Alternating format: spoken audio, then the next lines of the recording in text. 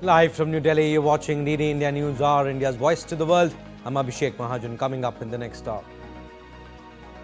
Donald Trump says Canada will face 35% tariff rate starting August 1st, while Brazil readies reciprocity law following Trump's trade threats. Anti-tariff protest witnessed in Sao Paulo. U.S. Secretary of State Marco Rubio to meet with Chinese counterpart Wang on sidelines of ASEAN summit in Kuala Lumpur. Taiwan tariffs to top the agenda. U.S. top diplomat Marco Rubio expresses disappointment and frustration at the lack of progress to end conflict in talks with Russian counterpart Sergei Lavrov. Trump to make a major statement on Monday. Netanyahu hopes hostage deal can be done in few days. 60-day ceasefire likely, which Netanyahu says two sides could use to try to end the conflict. And in Wimbledon women's singles, America's Amanda Anisimova and Polish star Iga Swiatek will face off in finals on Saturday. Men's semi-finals to kick off today. Eyes on Djokovic versus Sinner and Alcaraz versus Fritz.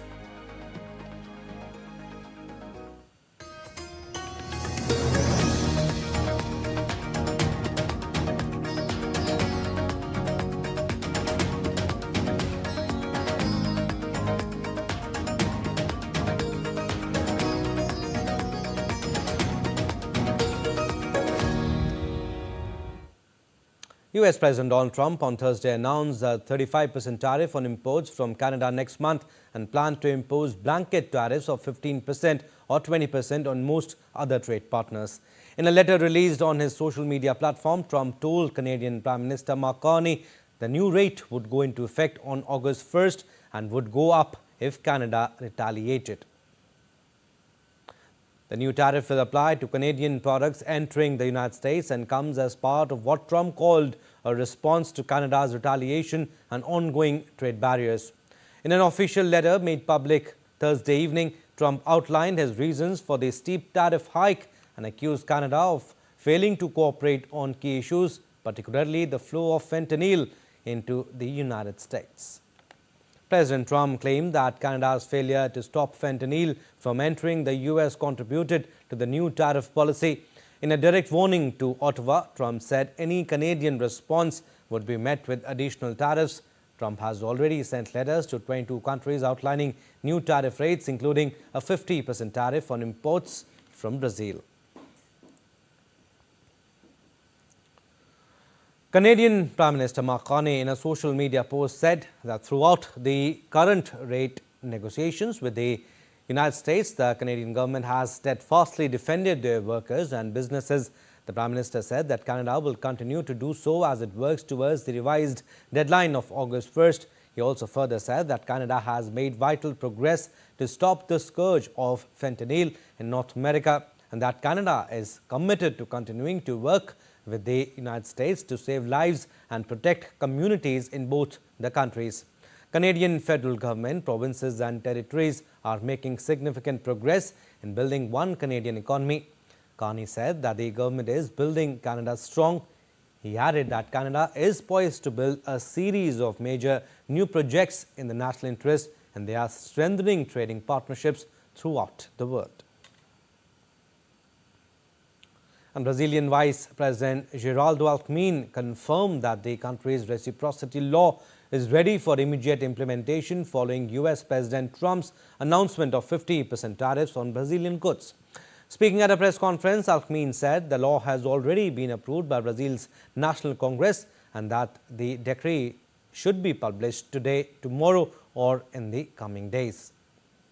Alckmin criticized former President Jair Bolsonaro's role in escalating trade disputes, suggesting his allies continue to work against Brazilian interests even after leaving office.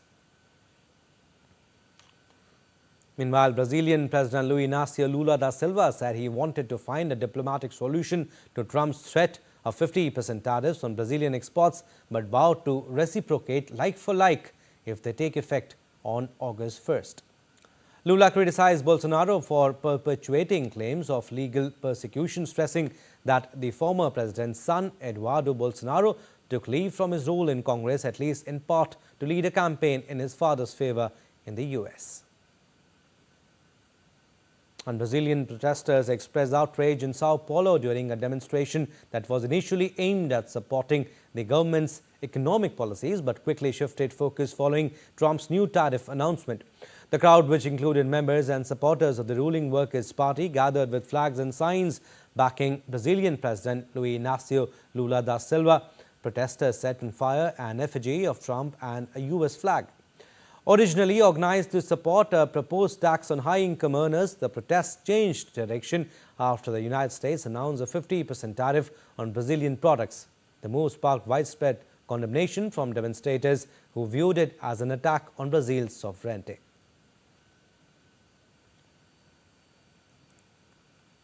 All right, we'll go across to DD India's Tanvi Taneja. She has more information on this. Good morning, Tanvi. With Trump and Lula tiff widening with each passing day, how will it affect America-Brazil ties, you think? Well, Abhishek, America-Brazil ties are going to go only downhill from here, because what the threat we are seeing from Brazilian President Lula da Silva is a tit-for-tit 50% reciprocal tariff. Well, Brazilian president has been critical of US President Donald Trump right from the time of BRICS. At the close of the 17th BRICS summit in Rio de Janeiro just on Monday, Brazilian president called Donald Trump, an emperor, and said that we do not need an emperor to drive global trade in a way that he has. Now, he yesterday, Brazilian President Lula, in an interview to a local TV channel, said that if Trump charges us 50%, we will charge him 50%, and we will impose a matching 50% tariff on all US imports. So Lula also stated in that interview that Brazil intends to bring the matter before the World Trade Organization and push for international investigations into Trump's tariffs, while also seeking to demand explanations from the US government regarding its trade actions. Now, all these remarks are going to have a negative effect with the ties with the USA, because, in fact, if you recall, on Monday, there was a lot of talk of how Trump labeled the BRICS grouping of having anti-American policies, and therefore Trump wanted to impose 10% tariff on BRICS countries or any nation was aligned with BRICS. So this Lula-Trump tiff is only widening, and what is another aspect to this whole story is of Trump's alliance with former Brazilian President Jair Bolsonaro. Now, after this announcement of 50% tariffs on Brazil, Jair Bolsonaro's son already called it a success, but Brazilian president has, Lula da Silva has said that these are not linked to the witch hunt policy that Donald Trump claims. Of course, Lula has expressed willingness to continue the path of democracy and diplomacy, and he has said that we will continue to, engage with the US administration to chart out a deal. But so the reciprocal tariffs announcement has been made, but there are still days left till the August 1st deadline, in which Brazil is going to wait if these tariffs take effect, and of course the reciprocity law will come into picture. But there are days for diplomacy to work here. The tiff has been widening, Tanvi, but also as far as Canada is concerned, what rationale has been given by the Trump administration to increase the taxes from 25 to 35%? So this, as far as Canada is concerned, this 35% tariff is an increase from the current 25% rate that Trump has assigned to Canada. And of course, it is a blow to Prime Minister Mark Carney, who has come on the poll promise to be able to negotiate a trade pact with Washington and delay the negative consequences of these trade tariffs. So an exclusion for goods covered by the United States, Mexico, Canada, USMCA agreement on trade was expected to stay in place, and 10% tariffs on energy and fertilizer were also not set to change. Though Trump had not made any final decision on those issues, Now, Trump, in a letter issued by the White House on Thursday, complains what he referred to as the flow of fentanyl from Canada, as well as the country's strict tariff and non-tariff trade barriers that hurt the US dairy farmers and others. Now, Trump has said that the trade deficit was a threat to the US economy and national security. Now, Canada is one of the largest trading partners among the top three with America. So Canada, in its response, say that they have tightened their borders, and the amount of fentanyl that originates from Canada to be illegally migrated to USA is only minuscule. Right. And Canada even says that it will try and build a good neighborly relation with USA. But for now, the tariff threat has gone on from 25 to 35%. Yeah. And of course, Mark Carney will have to up his game. He has already employed fentanyl czar in his country. So he has to up his game to be able to negotiate a trade deal with Washington. All right, Tanvi, we'll leave it at that. Thank you for your inputs. US Secretary of State Marco Rubio is in Kuala Lumpur, Malaysia for the ASEAN Foreign Ministers meeting. On the sidelines of the ASEAN meeting, Rubio will meet with Chinese Foreign Minister Wang on Friday. This will be the first in-person meeting between the two leaders. While speaking to reporters in Kuala Lumpur, Rubio said he would raise Chinese support for Russia in his meeting with Wang.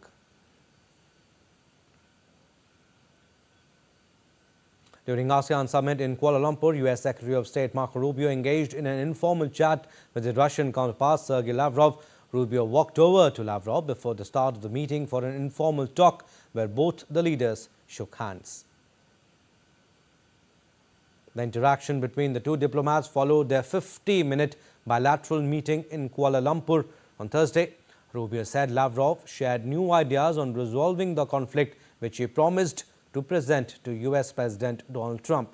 Meanwhile, local reports say US President Donald Trump will make a major statement on Russia on Monday. Shared some information and ideas that I intend to take back to the president. Hopefully it'll lead to something positive. I can't guarantee it. The president's been frustrated at the lack of progress. He's made that clear publicly. But, we'll see if that changes.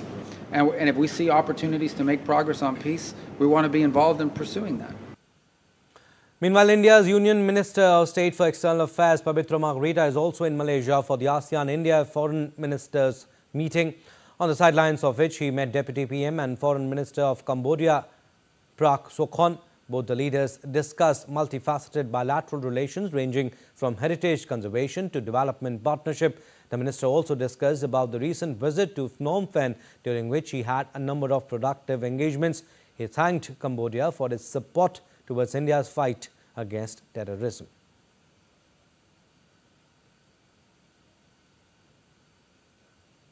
Moving on, top military officials from South Korea, the United States and Japan met in Seoul on Friday. South Korea's Joint Chiefs of Staff Chairman Kim Myung-soo, his US counterpart Dan Kane and Japanese counterpart Yoshihide Yoshida discussed regional issues and trilateral military cooperation. They also stressed the importance of security cooperation during the trilateral Chiefs of Defense meeting. The meeting came amid growing speculation that US President Donald Trump may ask South Korea to pay more for the US troop presence in the country. All right, still to come on this edition of DD India News Hour. Federal judge again blocks Trump's birthright citizenship order nationwide. Argentina Senate approves pension hike despite Malay's veto threat amid rising retiree protest. Central India braces for heavy rain as IMD issues alert. Texas authorities face mounting questions of a response to flash flooding.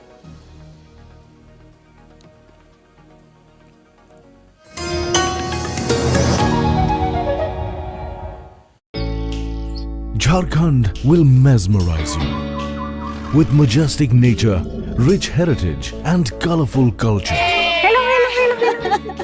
Johar. Johar. It fits perfectly. Thank you. Full workout हो गया. Ready?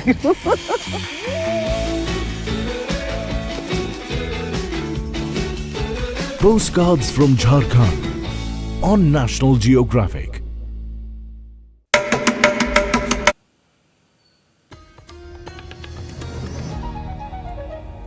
Welcome back. You're watching DD India News Hour. I'm Abhishek Mahajan. Some more stories. Israel is ready to negotiate a lasting deal with Hamas to end the Gaza conflict when a temporary halt to hostilities begin. Efforts to secure a 60-day halt in the 21-month war have dominated Netanyahu's talks with U.S. President Donald Trump in Washington.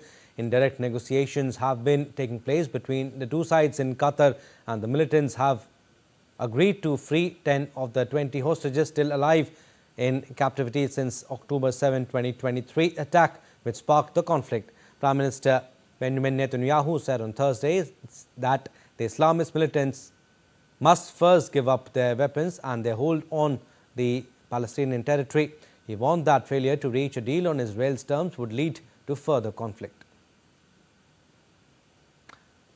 During a video message from Washington, he also said that the choice of which hostages will be released in a proposed 60-day ceasefire deal is not in their hands. We are dealing with a ruthless terror organization. Obviously, we would like to rescue all of the hostages, and from our point of view, all of them are humanitarian. I want to rescue all of them in one go. We are dealing with two stages, but the choice is not always in our hands. We will do everything in order to maximize the number of those released in this round in the best way possible. Not everything is in our hands. Israel's Foreign Minister Gideon Saar is in Vienna. In an interview with Austrian newspaper, he admitted that ironing out all complex issues would likely take a few more days, and during a joint press conference with his Austrian and German counterparts, he said they are counting on the ceasefire efforts being successful. He also said Israel was ready to grant Hamas leaders safe passage into exile.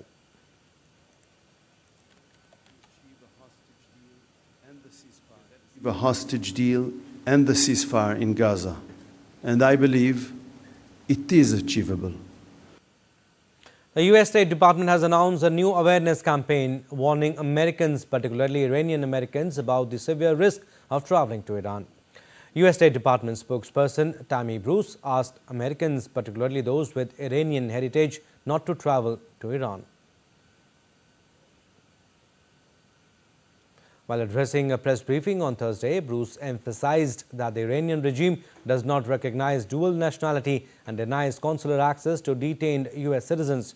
She said while the bombing has stopped, that does not mean that it is safe to travel to Iran. It is not. She announced that the U.S. Department of State is launching a new website dedicated to warning Americans against traveling to Iran. The website is travel.state.gov. A federal judge has again barred President Donald Trump's administration from enforcing his executive order limiting birthright citizenship across the country. The federal judge in New Hampshire has granted class action status to a lawsuit that aims to protect babies who would be denied birthright citizenship under the Trump administration's orders. This comes after the U.S. Supreme Court restricted the ability of judges to block his policies using nationwide injunctions. The judge said he would stay his ruling for 7 days to allow the Trump administration to appeal and would issue a written decision by the end of the day. Under the Supreme Court's decision, Trump's executive order had been set to take effect on July 27. The ruling marks the first major legal setback for Trump's January executive order, which sought to deny U.S. citizenship to children born to undocumented or temporary residents. Now, federal agents carried out immigration enforcement raids on state-licensed marijuana nurseries in coastal Southern California on Thursday, facing large crowds of angry protesters. Federal immigration raids on two Glass House Farms locations in Southern California triggered major protests as word and videos spread on social media. Immigration and customs enforcement agents detained around 100 farm workers before confrontations with migrant rights activists, during which tear gas was reportedly used. The raids occurred in Carpinteria and Camarillo, despite a June 14 order from former President Trump. In fact, Donald Trump to pause farm enforcement, which ICE later reversed.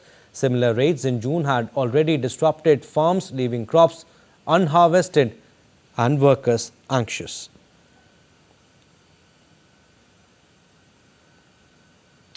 Hundreds of Venezuelans marched in Caracas on Thursday, urging the U.S. government to reunite children separated from their parents during deportations from the United States. The march was organized following a statement by Venezuela's Interior Justice and Peace Minister Diosdado Cabello, who said that women arriving in the country on a U.S. deportation flight had reported being separated from their children.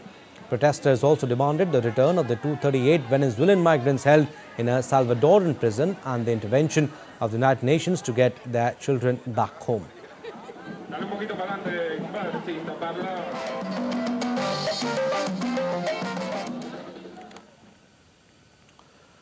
Britain reached an agreement with France on a pilot program to return migrants arriving in small boats on Thursday. At a joint press conference, UK Prime Minister Keir Starmer and French President Emmanuel Macron announced a one-in, one-out migrant return scheme where UK would send undocumented migrants back to France in exchange for accepting an equal number of legitimate asylum seekers with UK family ties.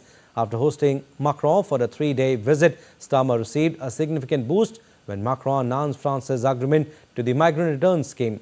Over 21,000 people have arrived on small boats so far in 2025.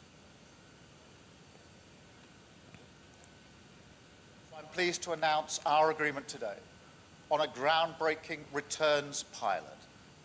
For the very first time, migrants arriving via small boat will be detained and returned to France in short order.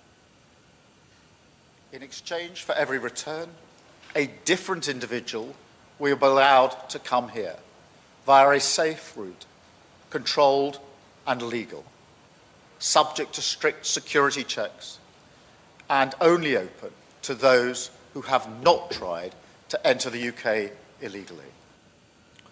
Argentina Senate has approved pension increases despite resistance from Libertarian President Javier Milei, who immediately vowed to veto the measure over fiscal concerns. The Senate backed the pension reform with 52 votes in favour and 4 abstentions following earlier approval by the lower chamber of Congress. The bill would boost retirement benefits for millions of Argentines struggling with the country's economic crisis. Milei, who has made fiscal austerity a cornerstone of his presidency, was defiant in his response to the legislative action. Milei has vowed to veto a hike in pension and already did so in similar move last year. Meanwhile, retirees have launched weekly protests in Buenos Aires to demand adjustments to their pension payments, occasionally facing off with police.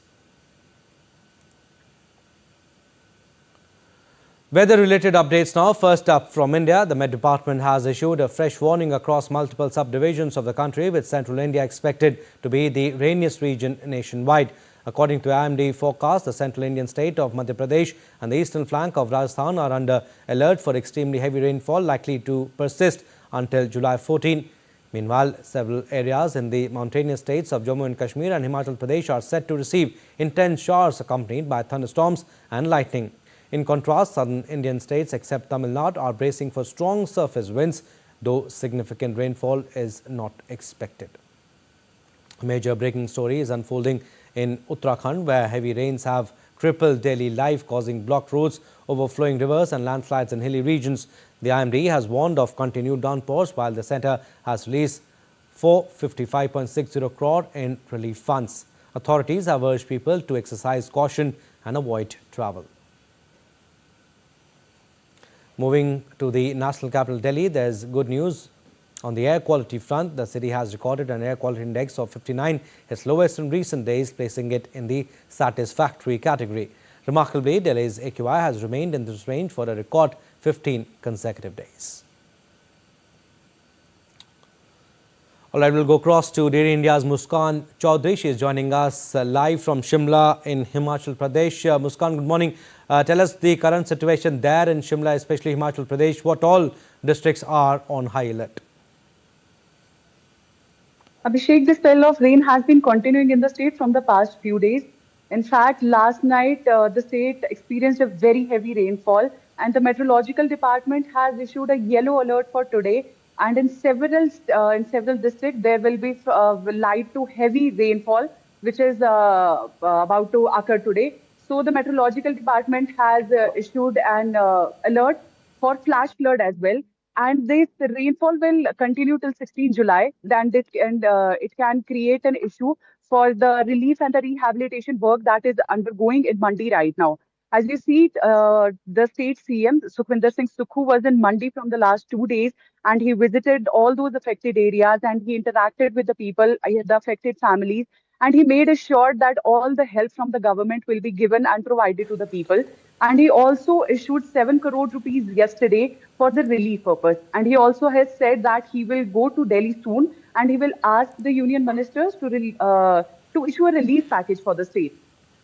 Also, Muskan, tell us about the forecast and preventive measures taken to mitigate the impact of rainfall. Also, what all advisories have been issued for the next few days? Abhishek, administration has advised people not to wander around or not to go near the water bodies. As you know, the state is experiencing very heavy rainfall from past 3 to 4 days. So the rivers and all the water bodies across the state are currently running over, they are overflowed. So they have advised people not to go in the areas and avoid going to the roads or in the districts which are landslide prone areas. And it is better to stay in their homes if not necessary, if it's not necessary to go out. All right, Muskan, we'll leave it there. Thank you for getting us the latest from Shimla, Himachal Pradesh. Torrential monsoon rain submerged major roads and low-lying neighborhoods in Pakistan's second largest city, Lahore, disrupting traffic and forcing emergency evacuations across the metropolitan area. 4 people have died in the past 24 hours as the city received 150 millimeters of rainfall, the heaviest single-day downpour this monsoon season. At least 90 people have died in Pakistan from flood and rain-related incidents since June 26. The casualties resulted from drowning, landslides and collapsing structures during monsoon downpours. The authority issued fresh alerts for flash flooding. Widespread urban flooding left several key commercial districts, including Gulberg and Liberty Market, under waist-deep water. In the US, Texas authorities face mounting over the response to flash flooding that has left at least 120 people dead, as details surface about reported delays of early alerts that could have saved lives. More than a foot of rain fell in less than an hour on 4th of July that rose river water from about a foot to 34 feet in a matter of hours, cascading over its banks and sweeping away trees and structures in its path. Hundreds of workers in Kerr County and other Central Texas communities continue to comb through piles of muddy debris, but with no live rescues reported this week. Worries have swelled that the death toll could still rise. US President Donald Trump to visit the disaster zone on Friday with First Lady Melania Trump.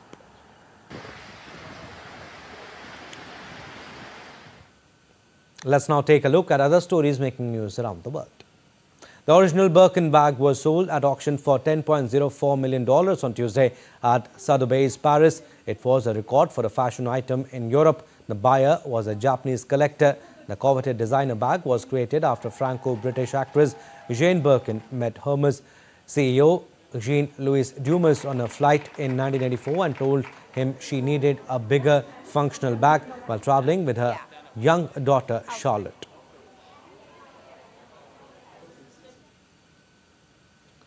Rami Al-Ali, the first Syrian to join Paris Haute Couture Week, showed his fall collection on Thursday titled Guardian of Light. Al-Ali's first runway outing in Couture Week featured pastel-toned, intricately embroidered gowns which he said symbolize hope for Syria's future. In northern Argentina, the removal of a nearly 300-year-old tree began this week after 2 months of protests, legal appeals and demonstrations, including arrests. It is located on the route to widen a motorway. The white quebracho is native to South America and has a particularly hard wood. In Essaouira on Morocco's Atlantic coast, Mohammed Okrim handcrafts the guembri, a 3-string brass bass lute with deep roots. From his small workshops to the stages of the Nava and World Music Festival, the instrument connects cultures and sounds.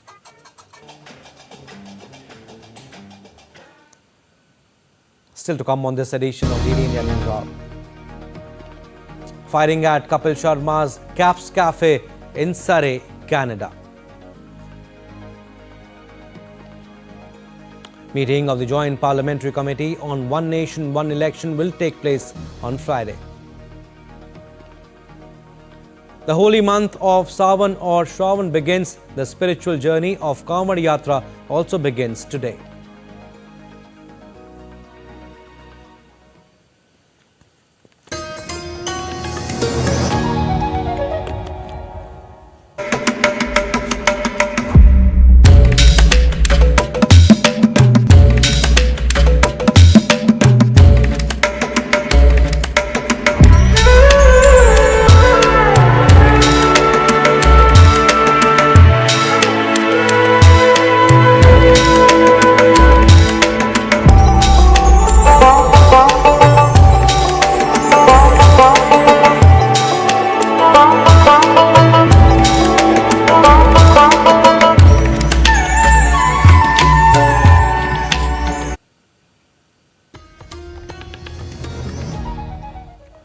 Welcome back. You're watching DD India News Hour. I'm Abhishek Mahajan. Recap of our top stories. Donald Trump says Canada will face 35% tariff rates starting August 1st, while Brazil readies reciprocity law following Trump's trade threats. Anti-tariff protests witnessed in Sao Paulo. U.S. Secretary of State Marco Rubio to meet with Chinese counterpart Wang on sidelines of ASEAN summit in Kuala Lumpur. Taiwan tariffs to top the agenda. U.S. top diplomat Marco Rubio expresses disappointment and frustration at the lack of progress to end conflict in talks with Russian counterpart Sergei Lavrov. Trump to make a major statement on Monday. Netanyahu hopes hostage deal can be done in few days. 60-day ceasefire likely, which Netanyahu says two sides could use to try to end the conflict. And in Wimbledon women's singles, America's Amanda Anisimova and Polish star Iga Swiatek will face off in finals on Saturday. Men's semi-finals to kick off from today. Eyes on Djokovic versus Sinner and Alcaraz versus Fritz. India's Ministry of External Affairs has slammed comments by Punjab Chief Minister Bhagwant Mann over PM's visit to various countries. In response to media queries regarding comments made by the High State Authority, the official spokesperson Randhir Jaiswal said, and I quote him here, "We have seen some comments made by a High State Authority about India's relations with friendly countries from the global south. These remarks are irresponsible and regrettable and do not behove the state. The authority, Government of India, disassociates itself from such unwarranted comments that undermine India's ties with friendly countries," unquote. But this is disturbing. Because it presents a sort of a new type of escalation. Because this is an attack on a cafe that opened a few days ago, owned by a famous Indian comedian. But what's interesting about this one is the Barwa Khalsa International, a listed terrorist organization in both countries, behind the Barwa Khalsa infamously blew up the Air India 182. They're taking responsibility for it. DD India correspondent Tarun Paul Singh tells us more from Canada.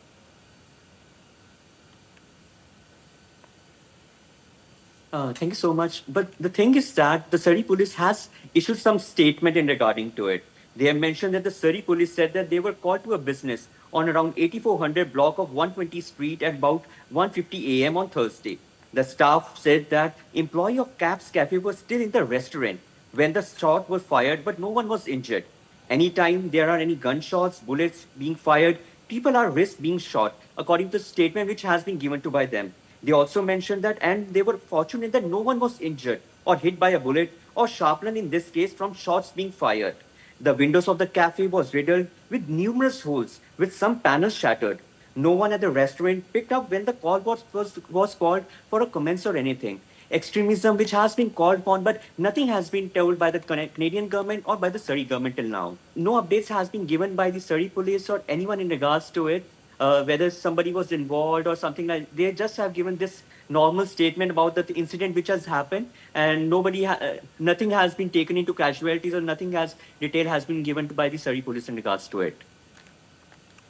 And the news just coming in from Pakistan, armed men killed 9 bus passengers after kidnapping them in southwestern Balochistan province. The official said on Friday that the passengers were kidnapped from multiple buses on Thursday evening. Their bodies with bullet wounds were found in mountains overnight. No one has claimed responsibility. And in a dramatic high seas rescue, the Indian Coast Guard saved 2 U.S. nationals stranded in a distressed yacht U.S. flagged sailing vessel Sea Angel about 53 miles south of Nicobar Islands. On receipt of distress message via U.S. consulate at Chennai, ICG ship Rajveer was deployed and responded to the distress situation, navigating through rough sea conditions. The daring operation underscores the Coast Guard's unwavering commitment to maritime safety.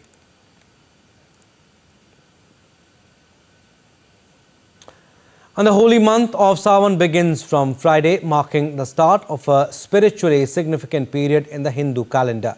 Sawan is dedicated to Lord Shiva, is marked by devotion, fasting and prayers, especially on Mondays called Sawan Somvar. Across northern and central India, devotees visit temples early, offering milk, water and bay leaves and carrying decorated cowmers filled with holy Ganga water to Shiva shrines. On the first day of Sawan, devotees flock to Kashi Vishwanath temple early in the morning to offer prayers to Lord Shiva with chants of Har Har Mahadev. They perform rituals seeking blessings for health, prosperity and wish fulfillment. While worshippers gathered at Ujjain's Mahakaleshwar temple early Friday to offer prayers and join special rituals for Lord Shiva, including the traditional Rudrabhishek, marking the start of the holy month. The gates of Lord Mahakaleshwar temple in Ujjain were opened an hour ahead of the usual time to accommodate the large number of Shiva devotees. Devotees offered prayers at Kireshwar Mahadev temple in Ayodhya on the first day of Sawan. Worshippers also gathered at Mankameshwar temple in Prayagraj to offer prayers and receive blessings as the month of Sawan begins. In Delhi, devotees visited Gauri Shankar Mandir to offer prayers. Sawan will conclude on August 9.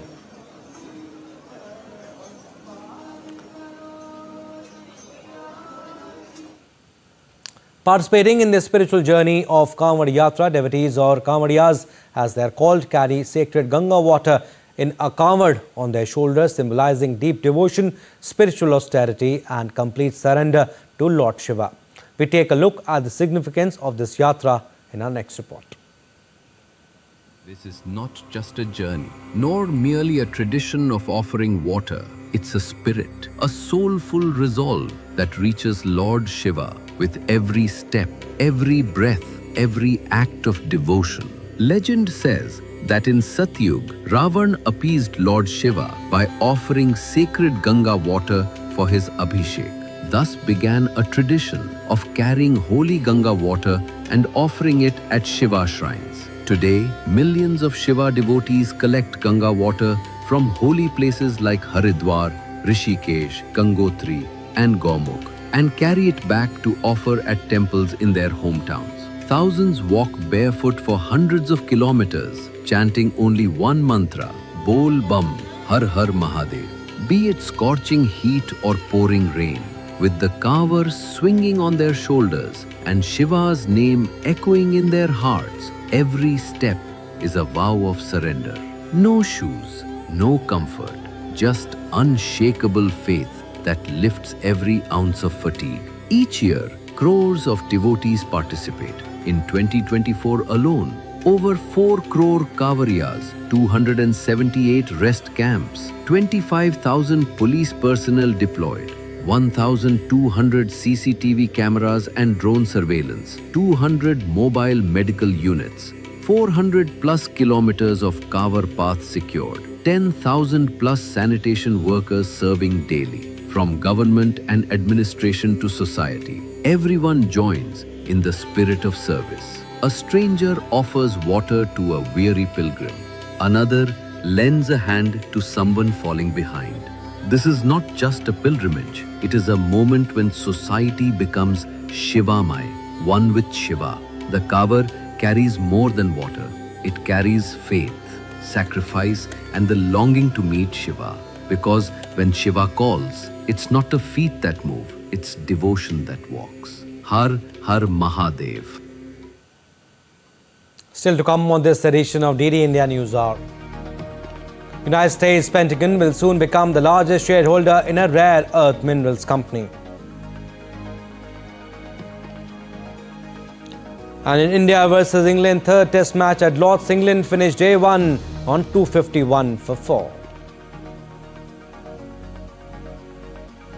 Mulan Rouge Windmill spins again after 14-month break. Details after the break.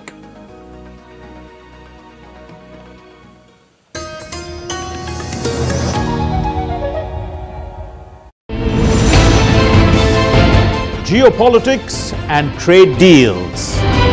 Economic challenges amid development.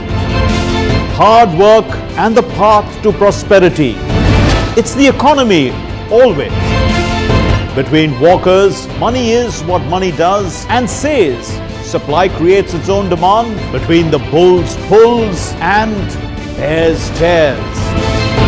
When supply chains globalization and India rises to the podium. We'll get you centered with the economic brief at 8 p.m. every Thursday on DD India. Welcome back. You're watching DD India News Hour. I'm Abhishek Mahajan. Business updates now. India's Ministry of Information and Broadcasting is inviting leading Indian AI startups for the Kala Setu being organized under the WaveX Startup Challenge. The objective is to build, Kala Setu objective is to build scalable solutions for automated audio, video and graphic content generation from text. Kala Setu aims to bridge the digital language divide by enabling public communication bodies to dynamically transform official information into regionally resonant formats such as infographic visuals, contextualized video explainers and audio news capsules in real time. Startups can register and apply for the challenge through the WaveX portal at wavex.wavesbazaar.com under the Kala Setu Challenge category. To participate, all you need to do is submit a minimum viable concept demo, a 7-minute video showcasing a live demo, matrix display and architecture overview.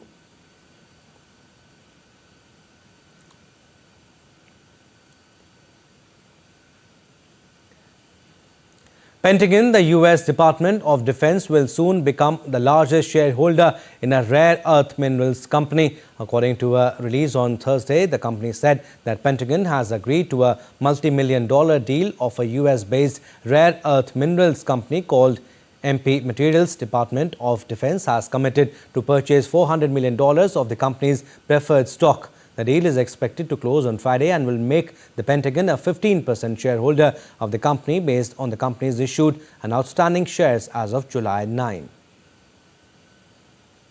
Rare earths are used in magnets that are key components in a range of military weapon systems, including F-35 warplane drones and submarines. Shares of MP Materials soared about 50% to close at $45.23. Its market capitalization grew to $7.4 billion, an increase of about $2.5 billion from the previous trading session. The U.S. State Department said Thursday it will soon implement a plan to reduce its workforce after the Supreme Court cleared the way for mass layoffs sought by President Donald Trump. In a statement, Deputy Secretary of State for Management and Resources Michael Regas said the department will soon be communicating to individuals affected by the reduction in force. The officials also said that only personnel on U.S. soil would be affected and that there are no plans at this time to cut the number of staff abroad. The announcement by the department came just 2 days after the Supreme Court lifted a block imposed by a lower court on Trump's plans to potentially lay off tens of thousands of government employees. On direct U.S. involvement in the Iran-Israel air conflict has sparked investor concerns over the Strait of Hormuz, a vital oil route carrying nearly 20% of global supply. Oil prices rose slightly on after falling earlier in the week as markets weighed the fragile ceasefire brokered by President Donald Trump. U.S. airstrikes targeted Iran's nuclear sites but only delayed its program by a few months, according to early intelligence. Though there has been no major disruptions occurred yet, fears of escalation linger. The situation remains tense, but for now the ceasefire offers a moment of calm in a volatile region. Moving on, Britain's Heathrow Airport said it could serve an additional 10 million passengers per year by 2031 by making changes to existing terminals if it can increase fees. The expansion idea was put forth as authorities presented 27 to 2031 plans to the Civil Aviation Authority on Friday. Heathrow said it could expand before the new runway is built by upgrading facilities to add passengers. The airport said the expansion plan would require the fees it charges airlines to rise to $45.07 per passenger, up from the average charge of $38.59 per passenger in the current regulatory period. Airlines have long complained that Heathrow is one of the most expensive airports in the world and have called on the regulator to reduce the fees. The CAA, which regulates airport charges, will study the plan before making a response. Sports updates now. We'll start with tennis in Wimbledon. After two very contrasting semi-finals, American Amanda Anisimova and Poland's Iga Swiatek will face each other in the Wimbledon final on Saturday. Anisimova came through a long and grueling match against world number 1 and fellow big hitter Aryna Sabalenka, triumphing 6-4, 4-6, 6-4 after a tense and often unpredictable deciding set. For Swiatek, it was a different story. She needed just an hour and 12 minutes, less than half the time of the first semi-final, to cruise to a 6-2, 6-0 victory over Belinda Bencic.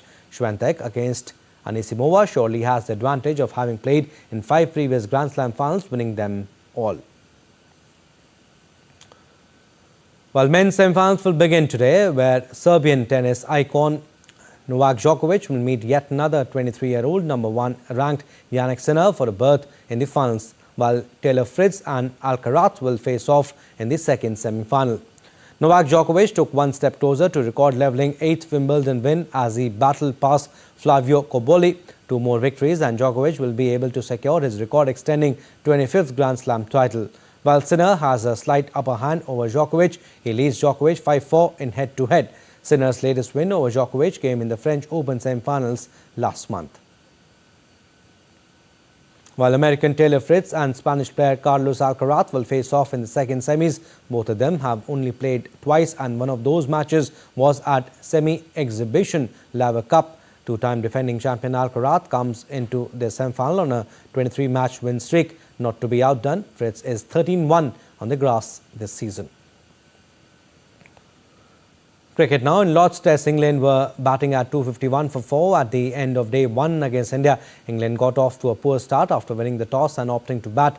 Nitish Reddy gave double jolt to the English team, removing Ben Duckett and Zach Crawley in the 13th over. Ravindra Jadeja broke the century stand for 3rd wicket and took the wicket of Oli Pope. Jasprit Bumrah claimed the wicket of Harry Brook. At the end of day's play, Joe Root was not out at 99, with skipper Ben Stokes giving him company at 39. And the send-off ceremony for Team India's delegation to the Gothia Cup 2025 was held at the Embassy of Sweden in Chanakyapuri in New Delhi. On the sidelines of the event, Dr. Malika Nadda, President of Special Olympics Bharat, described the initiative as another step towards building a more inclusive society. In an exclusive conversation with DD India's Narayan Singh, she said the Indian contingent is well prepared and ready to showcase their skills on the international stage. Warm welcome. The send-off ceremony for the Gothia Cup. 2 teams are going to Sweden. So how you look this initiative that continuously our athletes are participating in the international events and getting exposure. So how good this exposure is for them? Gothia Cup 2025 is being held in Sweden, and we are happy to announce that Special Olympics Bharat boys team will be participating again after last year's victory, where our team could bag the trophy of the football. This year again our team is ready to display their skills and do their best and bring and keep the trophy with India. And we are also honored that a girls team under 15 from Haryana has been selected to participate in this event. This is a perfect way to include all the children, athletes with special needs as well as normal into the mainstream by sports, through sports.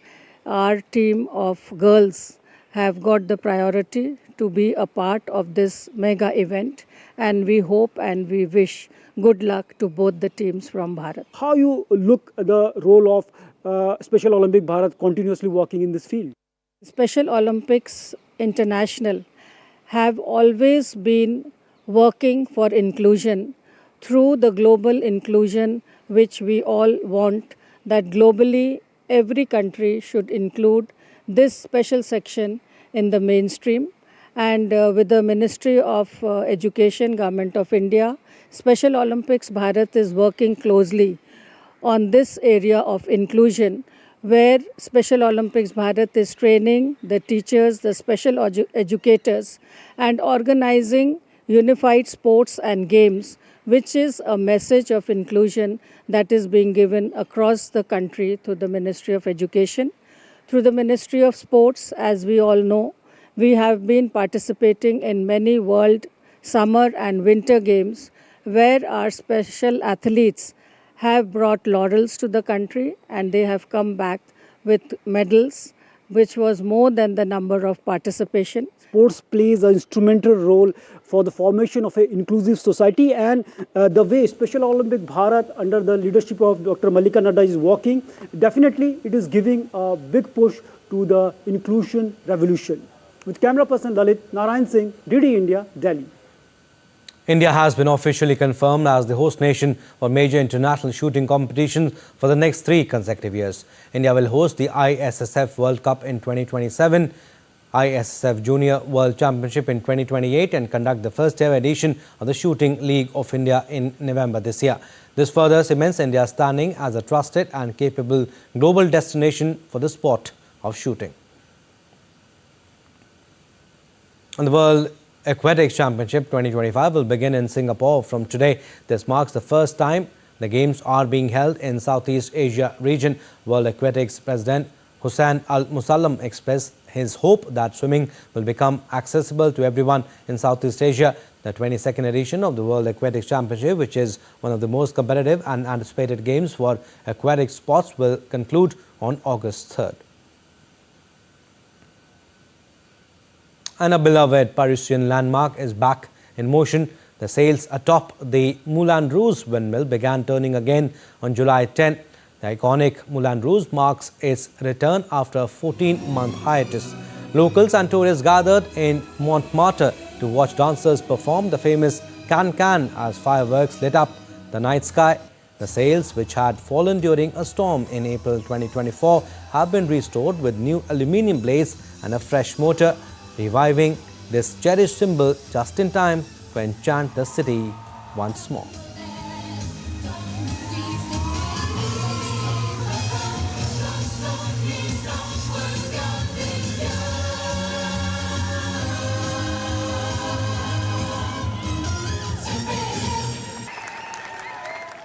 Well, that's all we have in this edition of DD India News Hour, but do let us know your thoughts on the news of the day. For those on the go, you can get all the latest news updates from India and across the world on DD India mobile app. The app is available on both Android and iOS platforms. Scan the QR code on the screen to download now.